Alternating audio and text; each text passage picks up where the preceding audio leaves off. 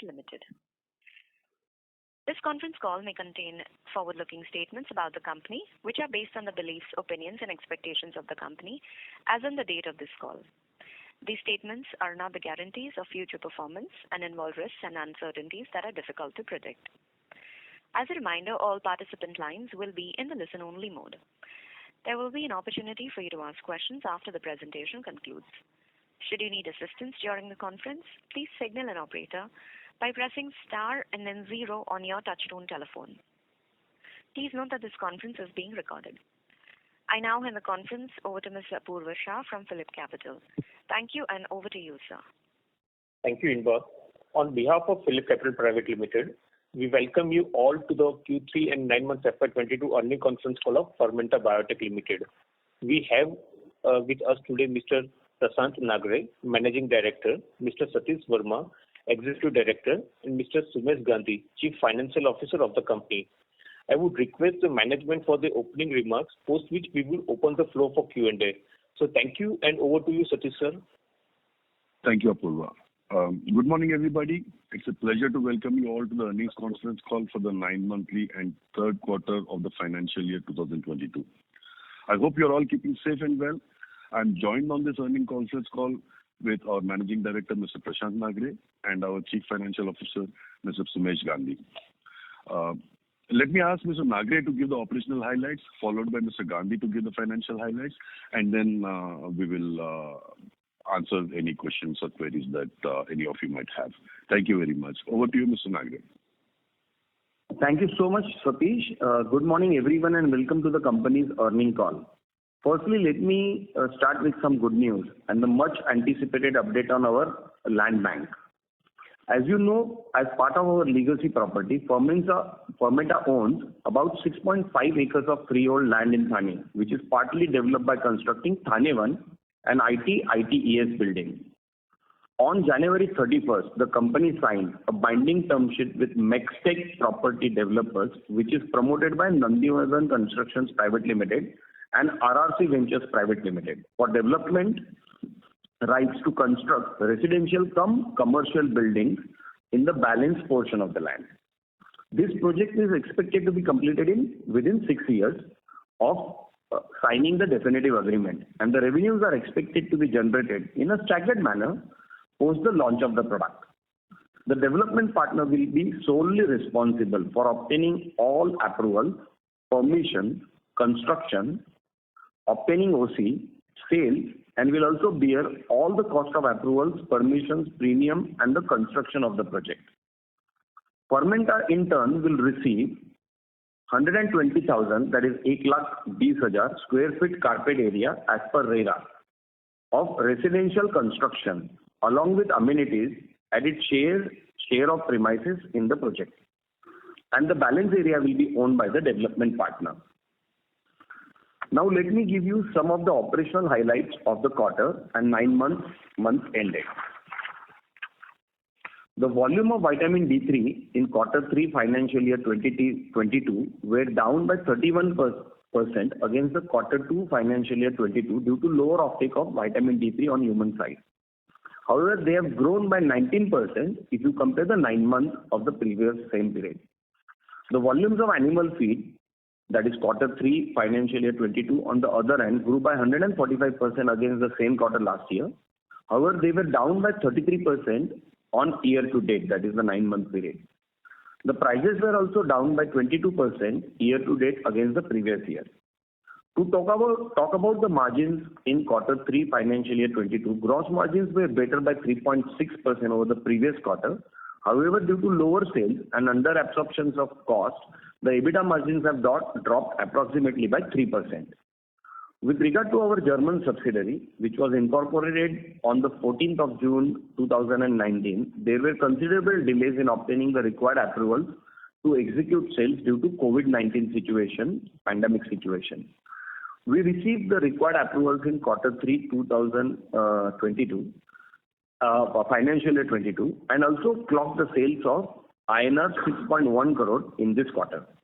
However, being the first quarter of sales, most of the initial trial costs, campaign costs, inventory carrying costs for the last 2.5 years were loaded on this quarter, which resulted in higher manufacturing costs and revaluation of the inventory, resulting in a loss of 8.6 crore in quarter 3 financial year 22.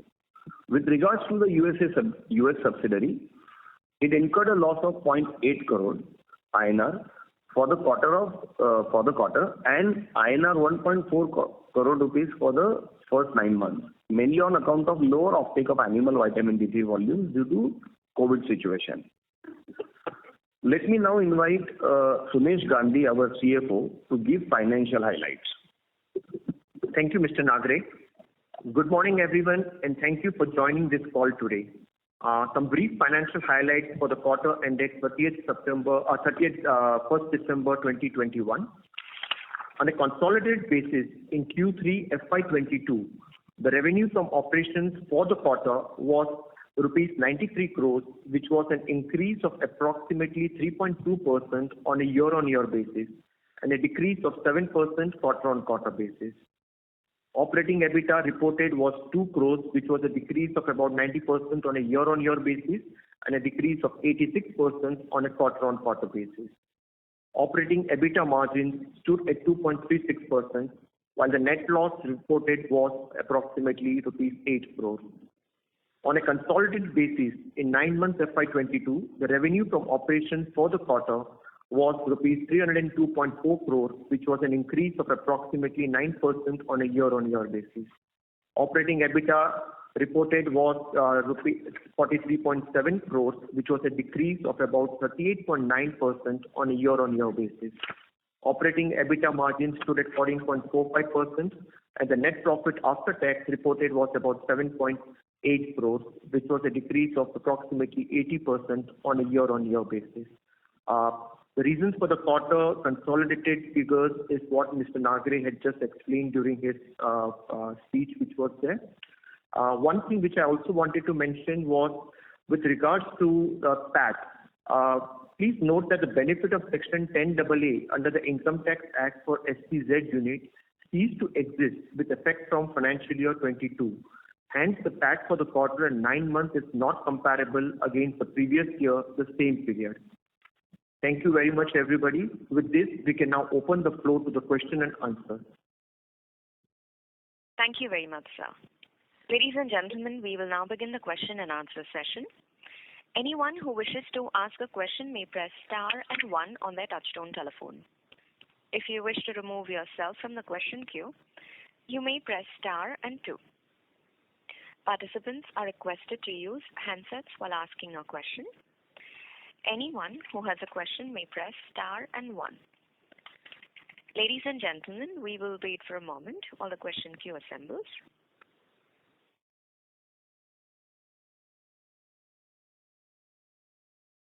We'll take the first question from the line of Jigar Shah from Maybank. Please go ahead.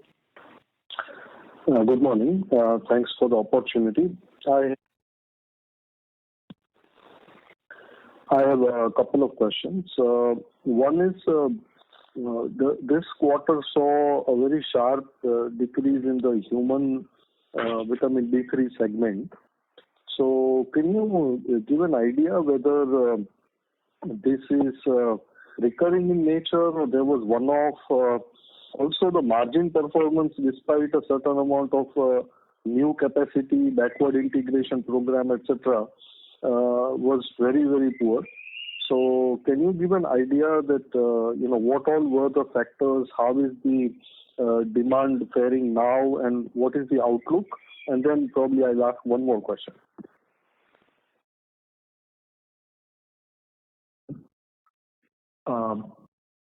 Thank you so much, Jigar Shah. I think what has happened is in the quarter we see a decrease in the human nutrition, but the overall fundamental factors on the demand on the human nutrition, we see no reason for concern. One of the reasons that we continuously kind of seek is on quarter-to-quarter basis is difficult because the way that the entire revenues are accumulate kind of express for vitamin D3 on human nutrition can differ as well. We also saw that there was in the previous quarter some higher sales also because of the way that the pandemic had played also.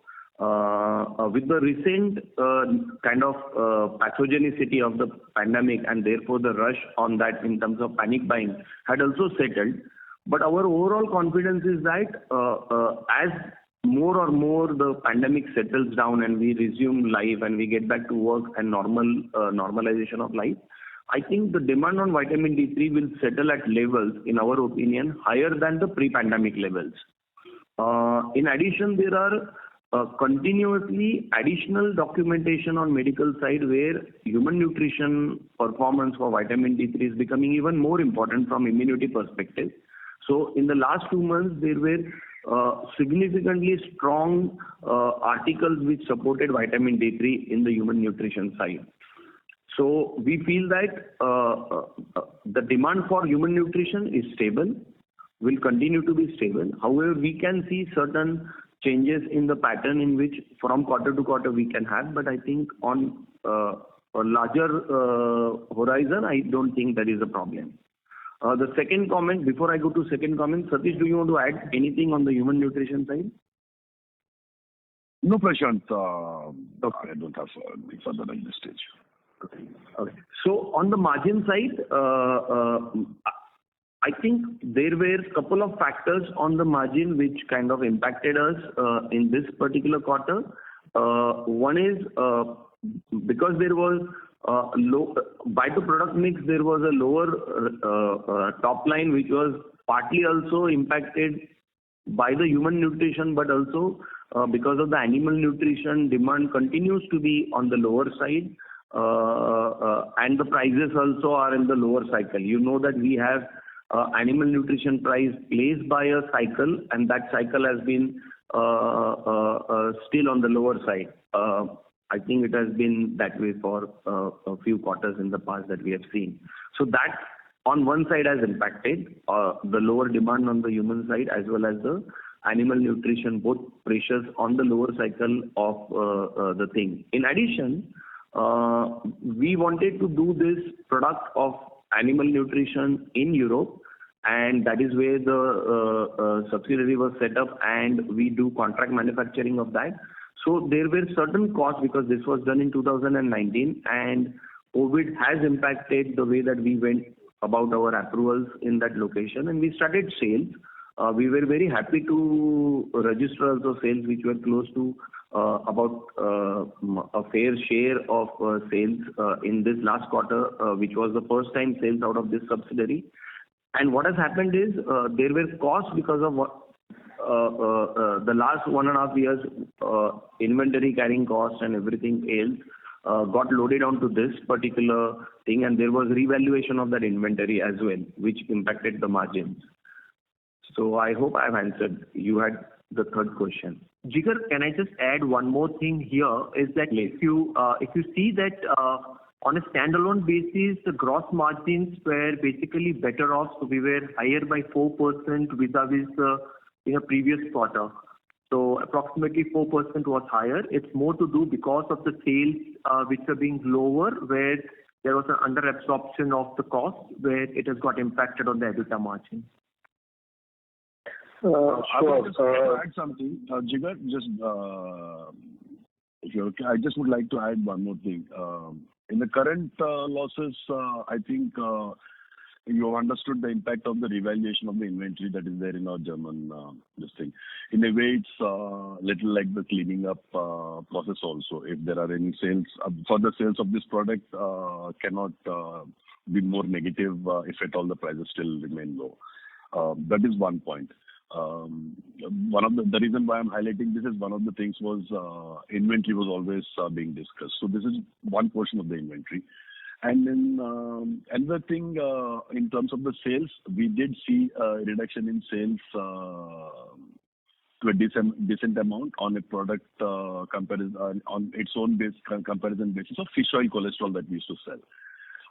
You would remember that we had fish oil inventory also built up in the past 1 year, which was accumulated, and most of it or all of it was cleared off in the previous quarter, that is Q2.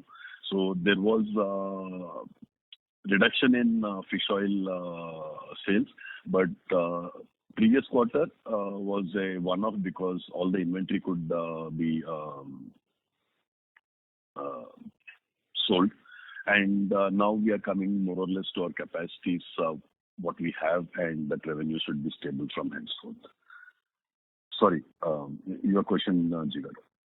Yeah. So essentially, I think from about between 22 to 24% EBITDA margin, your EBITDA margin has almost become half, or more like 13-14% in the December quarter. So one is that when will it become normal?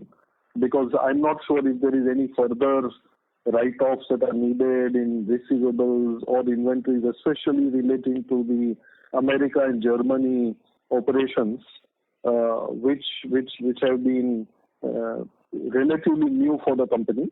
And I guess it is dragging down everything, because I think some of those investments you might have made in the past, but they are now actually coming at a time in the accounts when the overall profitability is weak. So it is hurting even more. You are right, Jigar. You're right. And there is nothing that we foresee that can come as a hit on any of these things like this. See, the US subsidiary, before our acquisition, was mainly focusing on animal feed. Animal feed still constitutes a large portion of its turnover. So whether you make profits there or losses there will be also determined by the animal feed market, how it plays out. Other than that, in the US, you're also aware, we have been telling that now because we have invested into the company, we are expanding our human side portfolio also through that subsidiary. So going forward, it should balance out. And our attempt is to see how much more we can grow on the human side, not just be a mainly animal feed player in the US subsidiary. German subsidiary is mainly for animal feed. Yes, you are right to the extent that the inventory has been revalued, so that is taken care of. However, the animal feed prices will always play a role on showing how profitable or not it is. If we get into a next cycle where again you see even half of what the peak you saw a couple of years back, the German subsidiary will be showing much more higher profits and margins than maybe the Indian standalone can show. That will be the nature of the business, Jigar. Okay. And is there any update on the NSE listing? I think we have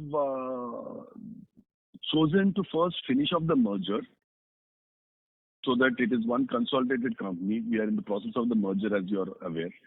We have started applying for NOCs, and soon we will go to NCLT. As soon as the merger is over, I think once we have a simple structure, then we will, in the middle of the merger, we don't want to take on too much of a cumbersome process. So as soon as this merger, this is a simple merger. As soon as this gets done, I think it will be much more smoother to do that. Otherwise, imagine the number of documentations that will go to and fro, especially in the new listing while the merger process is on.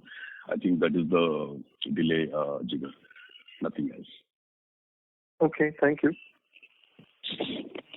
Thank you. Our next question is from the line of Nirag Shah from Exemplar Investments. Please go ahead. Thanks for the opportunity. Can I have a breakup between human and animal D3 for Q3? Sumesh, can you just help? Sure. So the between animal and human for the quarter 3, the revenues were 64.3% was on the human side and 35.7% was on the animal side. Okay. My next question was regarding the animal feed volume increase that we have seen. I think we have seen 145% increase in volumes for animal D3. So how much of it has German operations contributed to that? And do we see such pickup in volumes continuing going ahead for animal D3 segment? Okay, Sumesh, I'll answer this. So, thank you, Neeraj. Yes, we saw this because it is the first quarter in which the German subsidiary, after obtaining all the approvals, started selling vitamin D3. And you know that we have done consistently whenever the market had demand for vitamin D3 feed grade, we had access to that market. So we could demonstrate and do this sales from there in that quarter. So going forward, I believe that we should be doing a similar kind of volume, in fact better, as we start getting more and more approvals. So the approvals, because this is also a product which is kind of a feed grade product with vitamins and stability, and it has got certain procedure by which the customers approve it. So once we start getting more and more approval, we are very optimistic, depending on how the market also demand behaves, but to take a share of that market. So to answer your question, this has come all out of mainly a very small portion of feed is now done out of India, very, very small portion. So majority of it is from German subsidiaries. And we expect that even if the market remains at the level where it is, we should be in that similar range of volume. The prices will get determined by the cycle that the feed plays. But the approvals are already in place in Q3, right? As per your presentation. So approvals to produce are all in place and sell, and the customer approvals. There are two different approvals, Mr. Neeraj Shah. Okay, got it. So you are talking about customer ability to sell, and then the customers would also need. Not all customers require approval, few of them do. Got it. Okay, and my last question is regarding our strategy for fish oil cholesterol product segment. So do we have any plans to utilize it as RM for VD3 in future? Or otherwise, what kind of market opportunity we see for this product?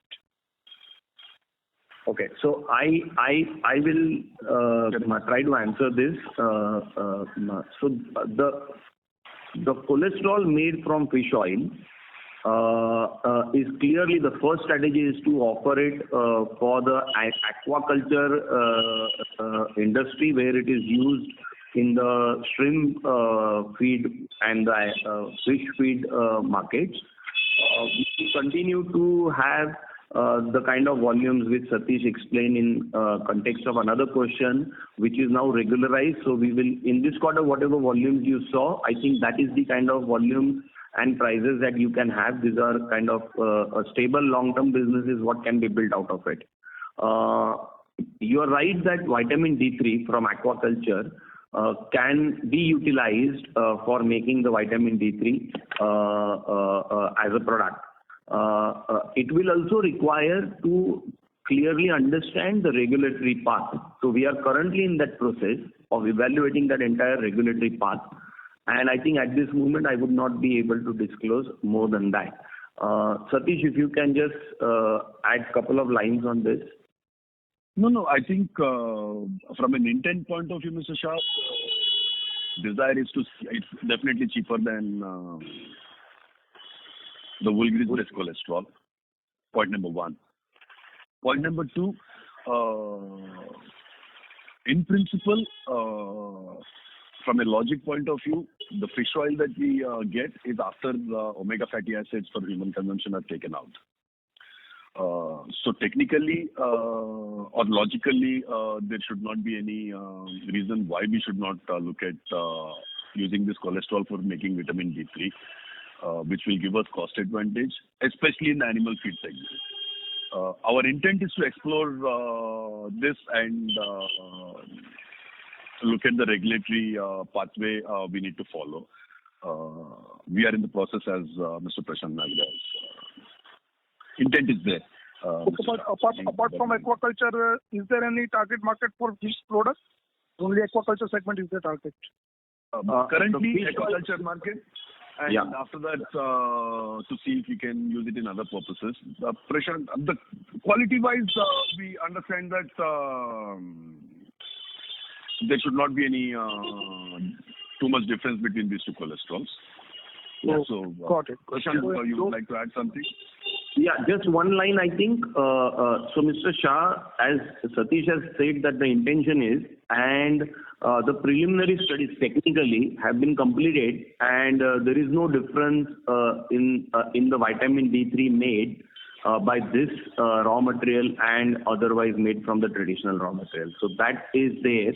It is just that the regulatory path, no one has done this, so it is something that we are currently exploring how it can be done. And the animal feed is the place where it will have greater impact in terms of competitiveness, and that is where we are evaluating it to begin with.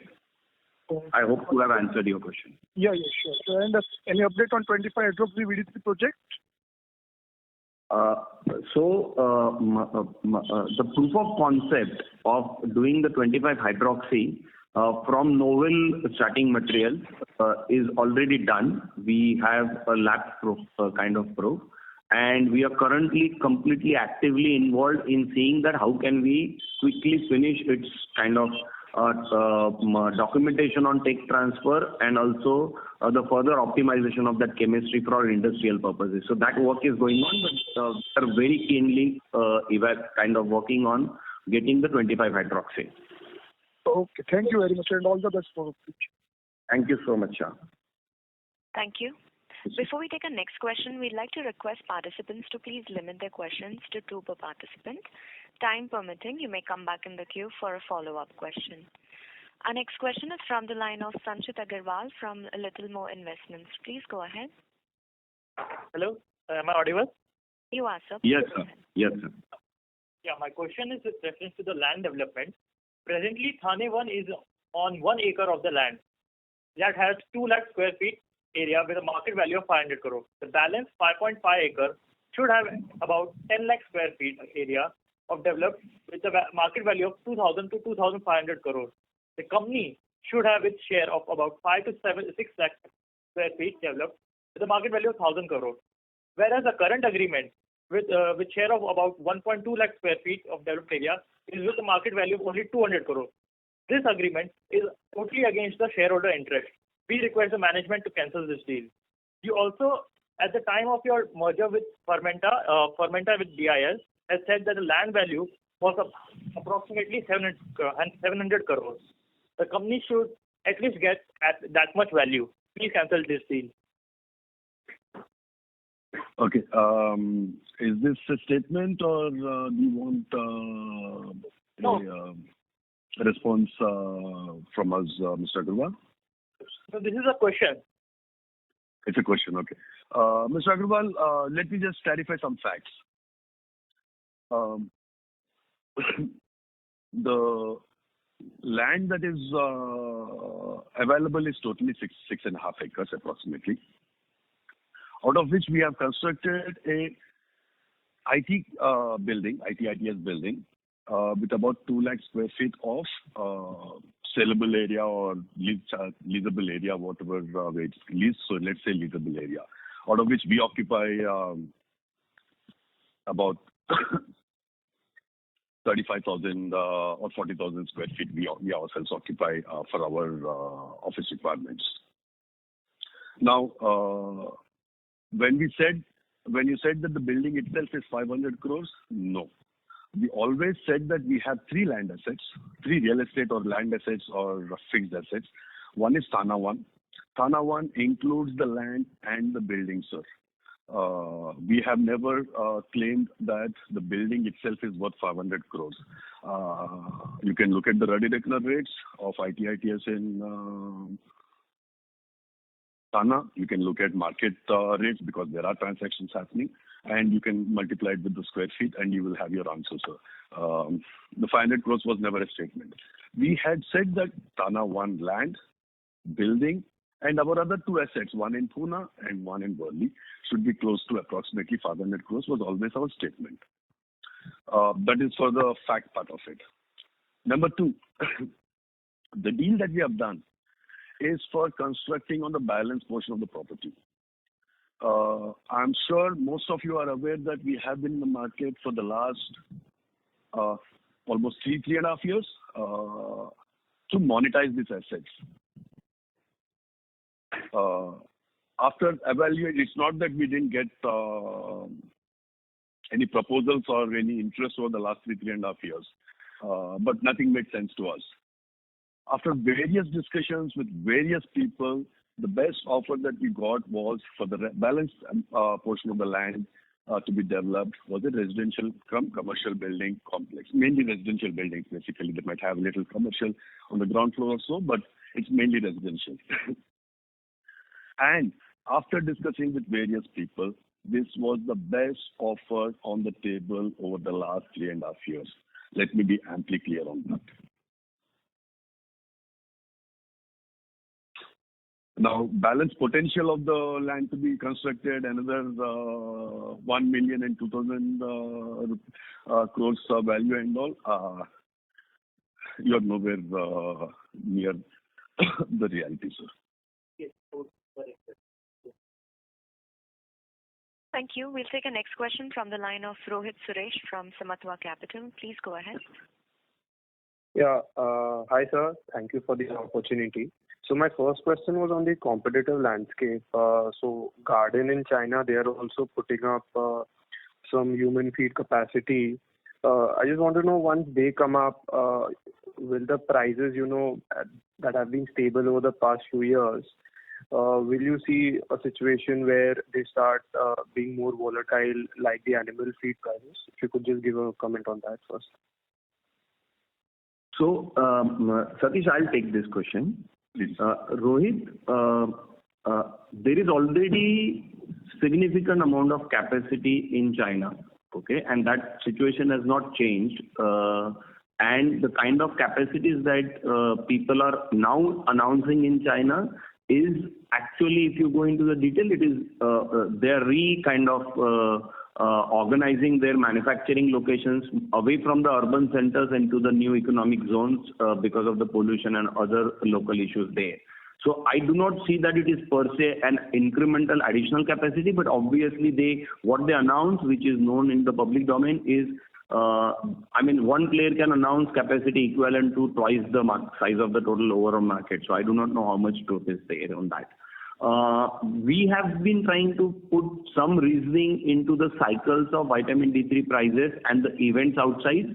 And in the last decade or so, we haven't been able to correlate any event from the external market to a price movement on vitamin D3. I do not think that a capacity or a new plant announcement changes the way that the prices move in vitamin D3. I believe that whenever the cycles are low where they are currently, the stress would be experienced by all the players. And then we play a very small part of the overall market share in this particular field, so we follow the prices. So I am not particularly worried about the statement that you made. I hope that I have answered your question, Rohit. Yes, sir. So thank you. So my second question was on the US subsidiary. So I understand right now majority of our sales is in the animal, segment.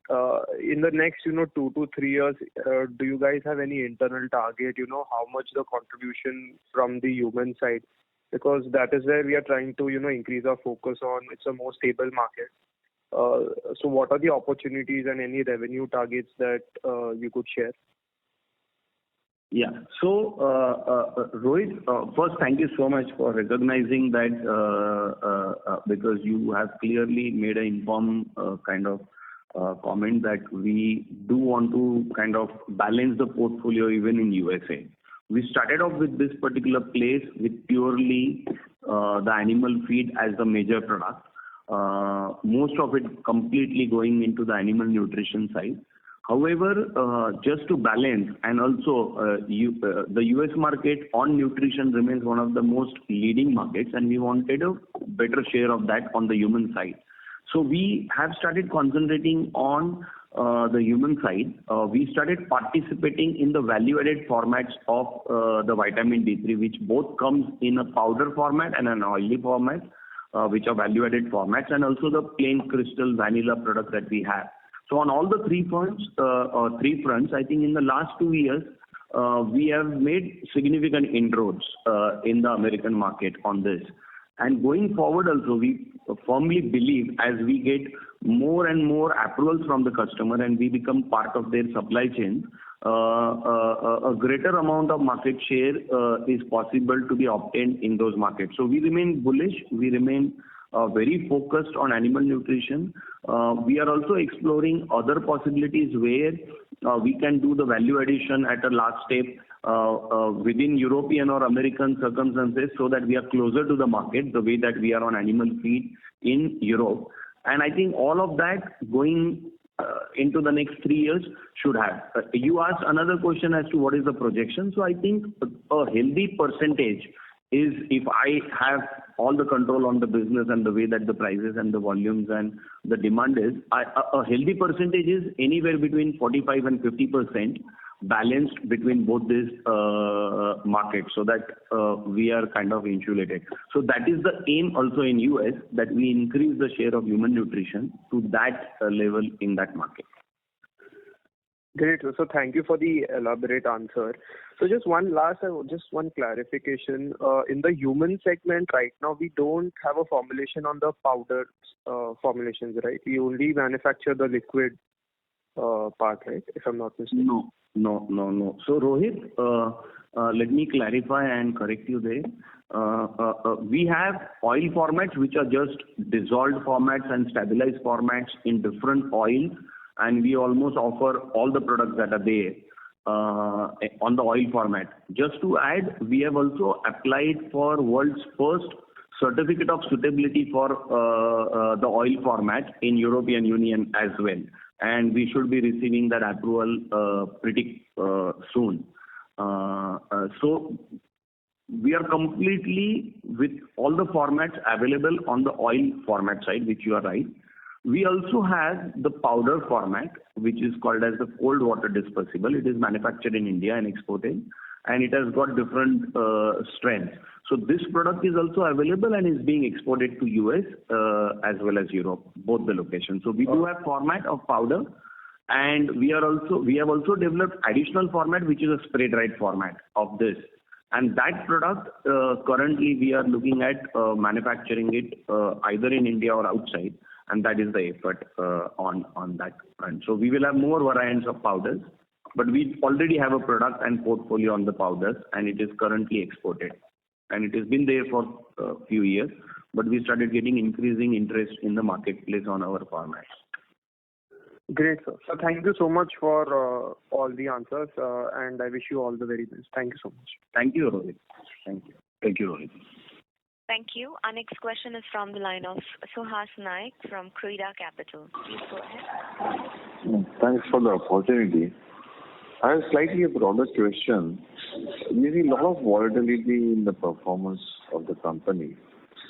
So say if you want to make this business more predictable in terms of performance and margins, what are the steps you need to take? Or you expect this volatility to continue forever?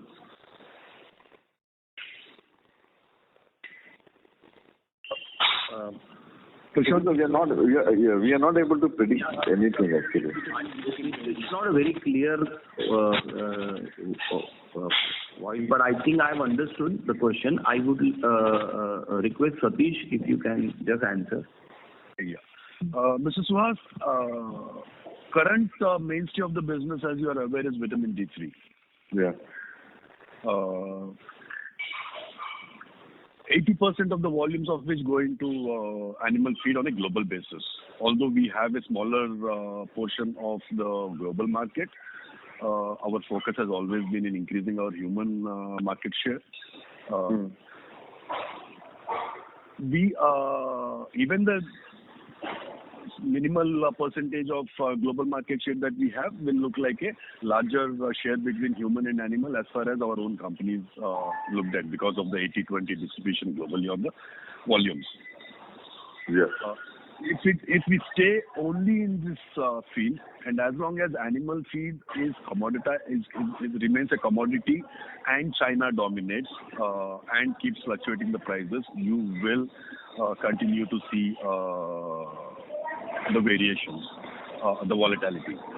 However, coming to your next question, what do we do about this?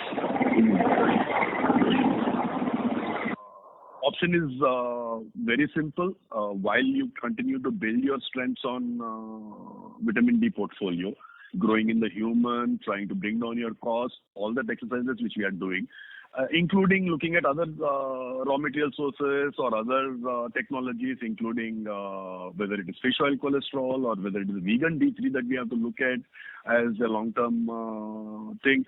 All those exercises, while they are going on, we need to increase our basket, which is the most important thing that will help us reduce this volatility.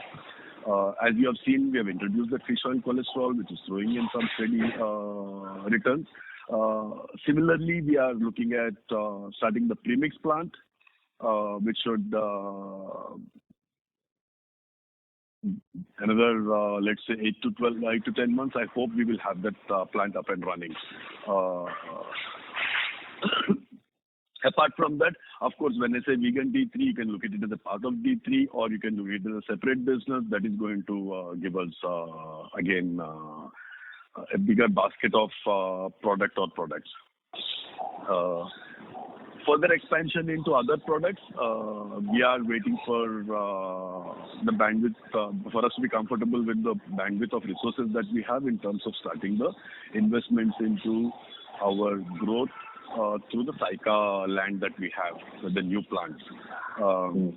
We have, I think, the monetization of the real estate will play a large role in helping us achieve that. So can we look at this company 3 years down the line? Do you have any brief idea about where we can see this, say, 3 years down the line? So our intention is as much as we can reach the 1,000 crore turnover mark in the next 5 to 6 years is our aspiration. We are decently confident, but time will only tell, sir. But that is our aspiration. One last question is on the real estate side. We are ourselves co-developing this property. Wasn't it good to sell outright actually the land parcels and get cash, or instead of becoming a real estate developer in a way? That was an option. Mr. Suhas. You're right. That was an option, but the returns on that were far, far lower than this proposal. We have gone through various rounds of discussions with various parties, shortlisted parties. We have done enough due diligence and all those things. And here, although it says joint development, our contribution is just the land. We are not expending any bandwidth in making this happen. Okay. So whether it is time or money, I don't think so there is any much role to play as far as our company is concerned. Our entire management will be focused on the business, and this is taken care of by someone else. Just because the land has been monetized doesn't mean that we are not looking at monetizing the rest of the assets. And what kind of cash flows you are expecting from this current co-development? What kind of cash flows one can expect over the next 2-3 years? As we stand today, I can give you 3 numbers. One is the area share that we will get is about close to 120,000 square feet. Okay. The RERA rate is about 16,000 as of today. The market with the buildings near to us and all that is closer to about 17,500 to 18,000. That is the number that we see as of today. We expect our returns, the project to be launched once they get all the permissions and approvals. You will be aware that we are yet to sign the definitive agreement. That will take about another 1.5 to 2 months. Okay. Post which they should get their approvals and launch the project.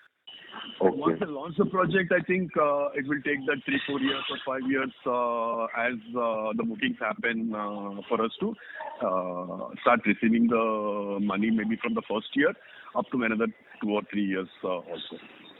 And how the market for the real estate will be, whether it will be at that 17,500, 18,000 or it will fall down or it will go up, I think it's anybody. Yeah, that nobody can take it. Yeah. Okay. Thank you. Thanks so much. Thank you, Mr. Suhas. Thank you. Our next question is from the line of Nikhil Shetty from BP Equities. Please go ahead. Yeah, thanks for the opportunity. My question is operational side, Sorry, Mr. Shetty, we are not able to hear you clearly. If you're on a speaker mode, please switch to handset and speak. Hello? Is it better? Yes, thank you. Yeah. So, on operational side, can you provide more clarity on German subsidiary? I mean, how much revenue it can generate at a full scale, and what is the break-even level for the German operation, and whatever the cost you incurred in this quarter, is this a recurring or it's a one-time? Prashant, can I take this, please? Please. Yeah. Nikhil, German subsidiary, what will be the revenue that we should expect?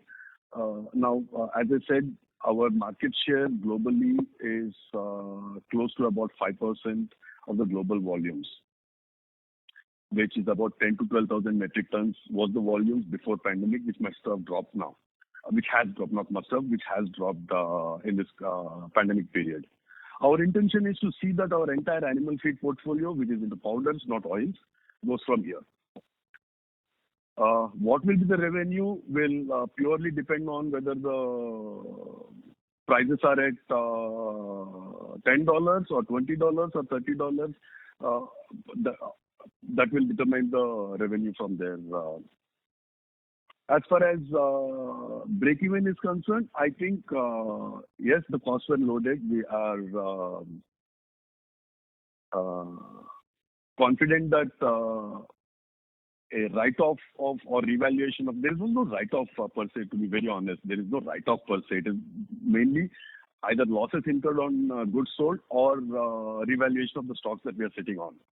So that exercise is done and over with.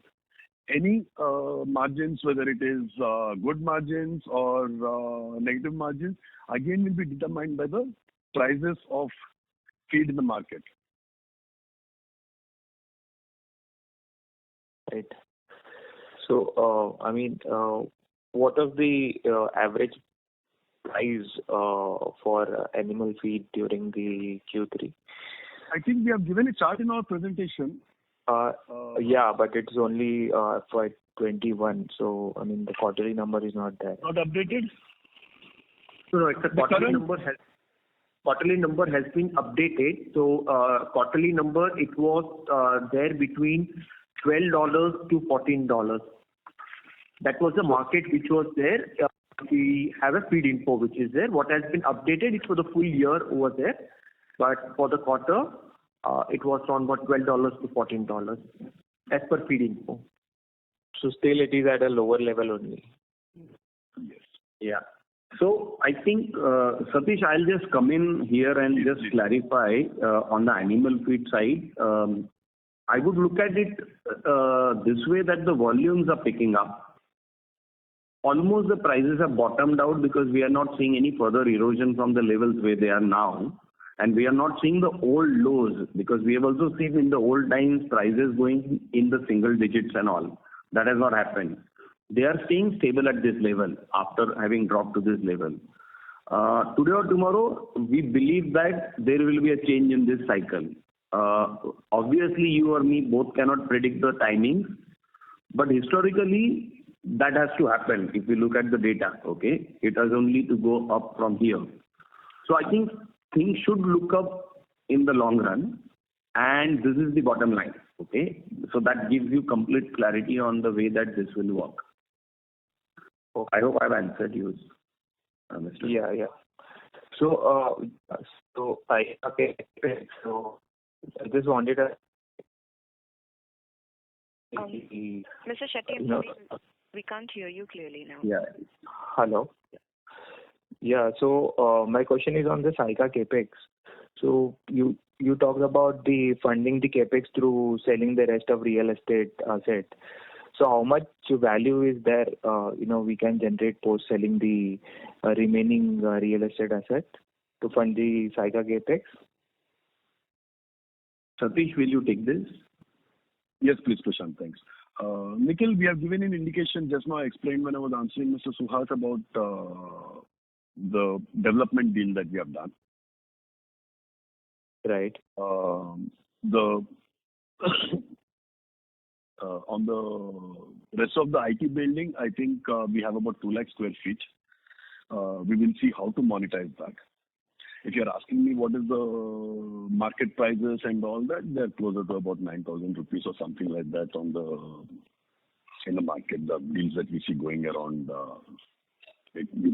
give or take about 3% here and there.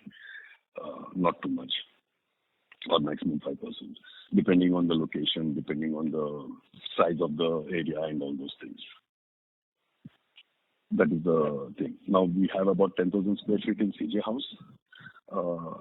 After BKC, I think the demand has subsided for the CJ House, for the Worli properties. So we are waiting. We don't want to do any desperate sale over there. And we have land in Takwe. Should be about 40 acres of land we have in Takwe. We should be close to about anywhere between 30 to 40 crores, I would say, in terms of value. That is in the market. So these are the other real estate assets that we have. So the reason for asking... Mr. Shetty, sorry to interrupt. May we request you to return to the queue? Ma'am, just it's a continuation, just a follow-up. So just wanted to understand you're guiding this Haiga Capex, but it is getting delayed. So, that is the main growth driver for the company, I believe, because there you are going to manufacture many nutraceutical products. So, I don't have a clear vision. When you are going to. I will try to answer this, Nikhil. Number one, you would have noticed in the previous call also we have mentioned that we started. We are not waiting for everything to happen in Saika. So we are being dynamic in our plans.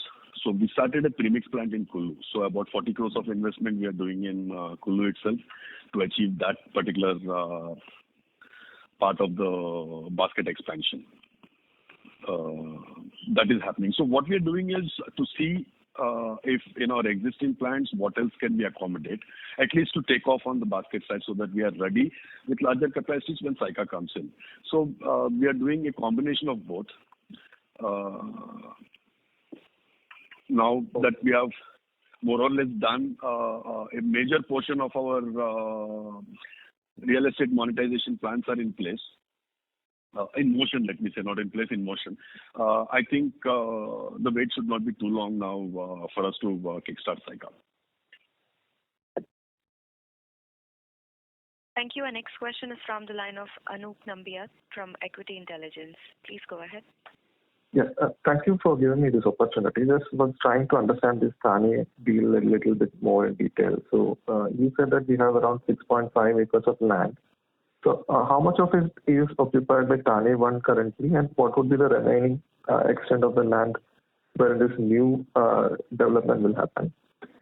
Secondly, what will be the total size carpet area that will be developed in this new development, wherein our share is of 1.2 lakh square feet?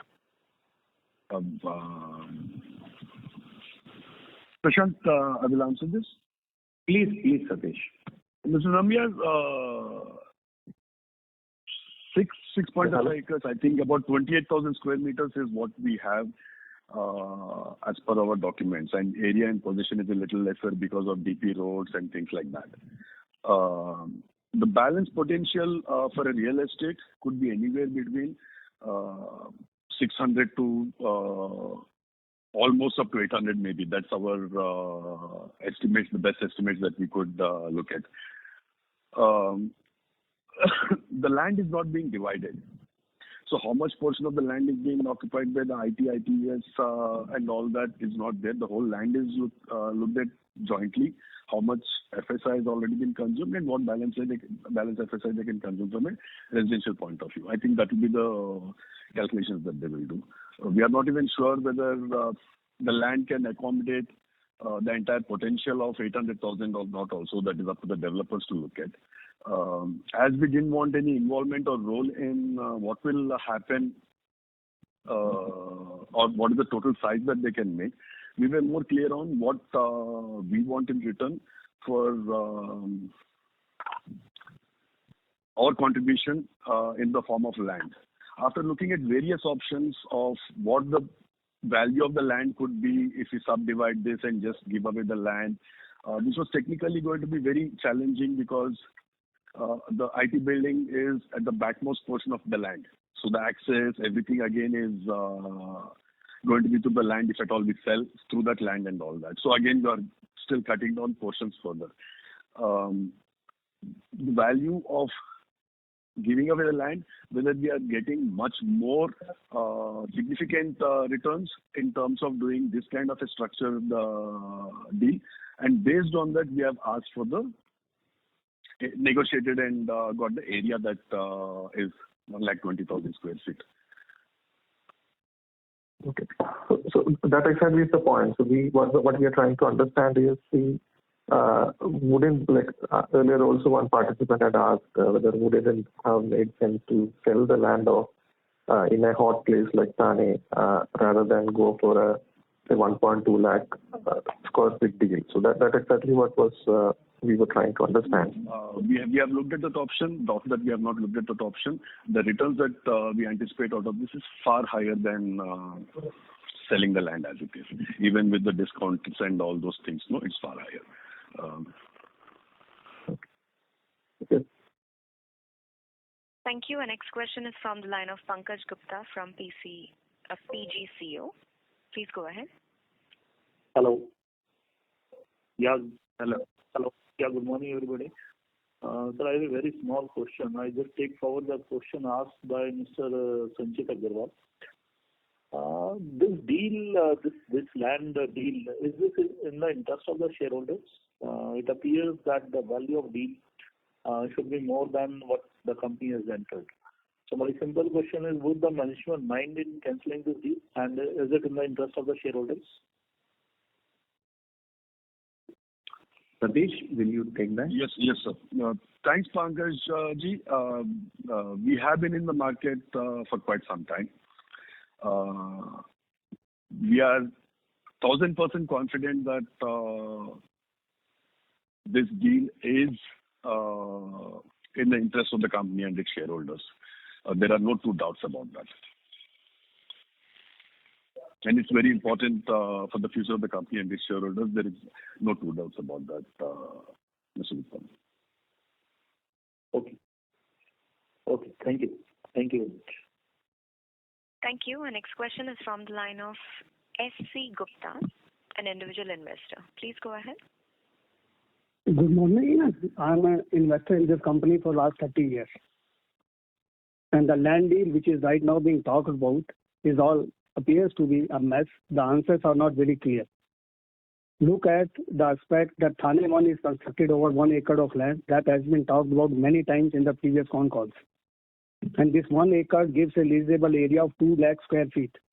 If I construct another building in the remaining area of 5.5 acres, only 1 acre, I'll be able to get around 2 lakh square feet. And today the rate in Thane is 20,000 to 25,000 for the commercial building. So that building itself will be worth 500 crore. And if I go by the costing, which is the costing for development, is around 8,000 rupees per square feet. If you add anything else also, it can maximum go up to 10,000. So look at how much undervalued we have done this deal. We have been talking about that we have been monetizing these assets which are worth 500 crore for last 4-5 years. And in 5 years, the land prices and everything, everybody knows in this conference call, has more than doubled, if not more. And we are talking about that we have settled, we have done the due diligence in this for this deal and selling it. If a NAV I calculate, this as per you, it is 16,000 into 1.2 lakh. It is only 190 crore, that too receivable over 6 years. What we are talking about? Is it not a simple money laundering? Please look at this. This is not that you can fool the shareholders every time. You have been talking about this deal for years that we will monetize. If you have to monetize, you have 160,000 square area available in your Thane 1. Sell it. You will get much more than this amount. But why we are undervaluing this deal? I want a very specific answer. Yeah, sure. Mr. Gupta, I think I have answered the one point of your first point that you tried to raise a little earlier in terms of what the values that we see in the market are. As far as this is an ITITS building, it's not a commercial building. Point number one that we are sitting in. It's not a commercial building, it's an ITITS building. I've even given you the rates that are prevailing in the market. I'm not even getting into ready reckoner rates, sir. It is not even half of what you tried to mention. Number two, of course, our intent and desire was to see if it could be a further ITITS construction, not a commercial construction, where the FSI would be far lower than the 2 lakhs that we did here for the land that we occupied, let's say 1 acre. It is if it is commercial, it will be far lesser. Because it's an ITITS, you have now 1:3 as a development potential, not on commercial, sir. And further development could happen on an ITITS. Our desire and aspiration and intent was to see if someone can come and develop that ITITS portion. But there are no takers, sir. The interest in this portion of the land that we have seen across the board after 3.5 years in the market is for residential. We have come to digest that and in the interest of monetization. Now let me tell you, selling the 2 lakh square feet is what you were mentioning, that you please sell that, or 150,000 square feet, which we are not trying to sell it. That is not off the table, sir. That is still on the table. But please understand that having brought in more people into the ownership of this premises, and then further after that having to find some again similar structure like this for the development of the balance land, we saw that as a bigger challenge. So first we want to finish with this. Now, if you have some data on the acquisitions you are making or the numbers that you are trying to throw, please, sir, share that data with us. Just clarification where this. Sir, there's one clarification I want to make where it's been stated that 500 crores was for the building. I would want them to look at the the slide 18 of the investor presentation, which has been there for all the 2 years, 3 years, which has been there. We have very clearly mentioned for the real estate, the 45 acres of Takwe, Pune, 10,000 square feet of Worli, 22 lakh square feet of leasable area in Thane 1, and 6 acres of freehold land at Thane 1, which constitutes real estate, and the approximate market value of that real estate is 500 crores. So slide 18 very clearly states that it was not the Thane 1, but all of this put together, sir. And this has been consistently mentioned for the last maybe about 12 quarters? Yes, absolutely. Yes. It's there in the investor presentation, slide 18. Yeah. And the facts have not changed. Okay, the facts are all there. Yeah. Okay. I think so we can, Iba, if you are there. Sure, sir. Ladies and gentlemen, in the interest of time, we would request you to please limit your questions to one per participant. Our next question is from the line of Chirag Mehta from Chirag Mehta and Company. Please go ahead. Yeah, sir, most of my questions are just wanted to have what is the future outlook of the company? Because the gentleman said last 2 years there is hardly any returns from the share price on the investment what we have made. I do understand the volatility of the product and all that, but where do you see our company from here? Like you said, the 1,000 crores and all that, but can you still throw some more light on that? Considering the management pedigree, we have no doubt about you guys, what you are doing. And considering the challenges, what I understand that you all are facing. But still, because of the management pedigree, we are there in the company still as an investor.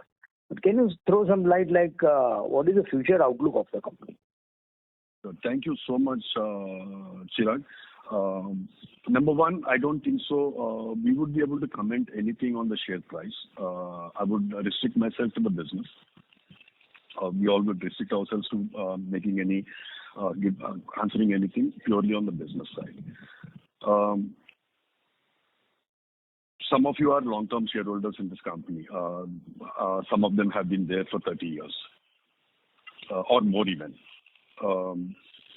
Please look at the entire history.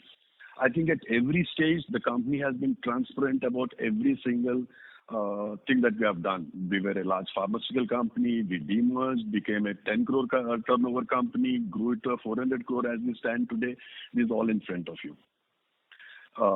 We have not tried to hive off lands 15, 20 years back when the values were low. We are trying to monetize it when we feel that the values are appropriate and the business needs that money. You will appreciate that point also. We have been completely transparent on every single step that we are taking in terms of whether improving the current product, whether it's in market share, whether we are backward integrating, whether we are expanding capacities, everything we have always been transparent. We have been transparent on every single aspect of whatever we are investing and plan to invest in the expansion of basket point of view. We are doing all this after we believe and this come to a consensus agreement in the business growth plans and making these investments. And whatever statements we make are what we believe as our aspirations that we are truly putting forward. Now, whether it will take that 4 years or 5 years or 6 years for us to reach our aspirations, we all believe that we are in the right direction. It's a matter of time.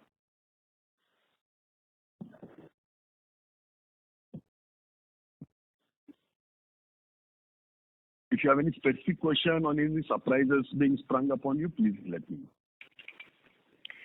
Thank you. We'll take a next question from the line of Vijay Gupta, an individual investor. Please go ahead. Thank you, sir. Good afternoon. My question is regarding the slide number 18 of your investor presentation on consolidated performance of the company. Am I audible? Yes. Should I go ahead? Yes, please. Sure. So on this slide, if you look at, since 2019, last 4 years, our turnover has remained more or less 400 crores. Correct? Our EBITDA, however, has gone down from 37% to 14%, and our PAT has gone down from 29% to 3% during this period. And despite this happening, the salaries and the commissions which are being paid to the board and senior management has increased by about 50%. So what I want to understand is the management creating value for the shareholder, or is it the other way around?